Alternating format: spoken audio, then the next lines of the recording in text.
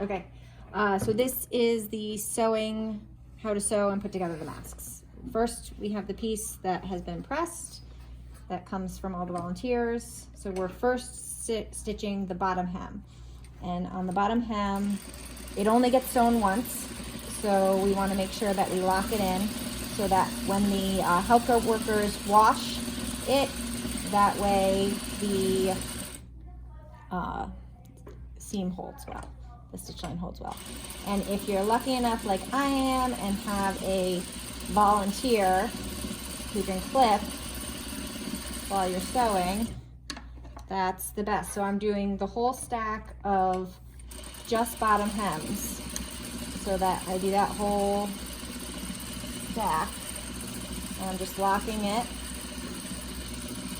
So I would do the whole stack, but right now I'm going to go on to the next step. After the bottom's done, you go ahead and just stitch down the pleats just to hold them. It's just to hold them for the next step, so we don't need to lock this at all.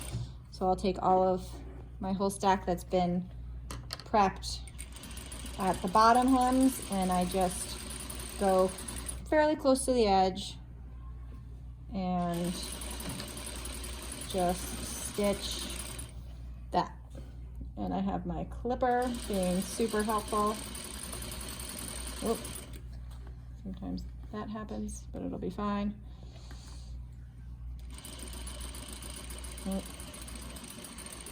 Oh dear, we'll clip it.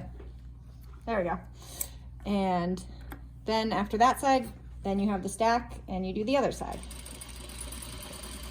And just go all the way through your whole stack. And then once you have your whole stack with both sides stitched, we'll skip ahead. Don't need to do all of those right now. So then you take two and you put right sides together. So those boxes that were drawn by the volunteers are together. This is now the top of the mask. So this is an important one to lock your stitches, because the wire is going to go up along this seam. The wire that pinches the nose is going to go up along the seam. So I do that and do all of them to that point. Lock it bunch as you go, and then you end up with it like this. So then you take it over to the ironing board, press it open, and then just press it like that. Doesn't have to be too crazy or precise. So then I have some here that were already pressed for me, and then you take your bias tape, which are 54-inch long strips. So you're gonna have to cut them 54-inch longs.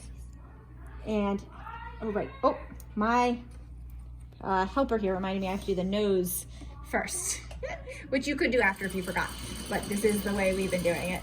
So I lock it, and then you pick up your needle and leave an opening there for, and this you want to lock a lot too, again, because that it's pipe cleaner, but it's a wire, so we want to make sure it holds up through washing and all of that with that pipe cleaner in there. So there we go. We'll do some more.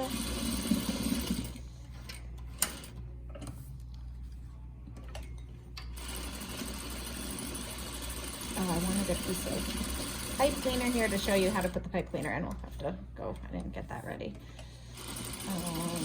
Okay, so now I've got my, oops, here there, one with it already done. So I take my 54-inch long bias tape and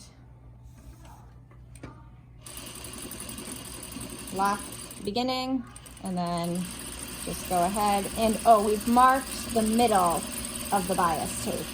So at the 27, we have marked.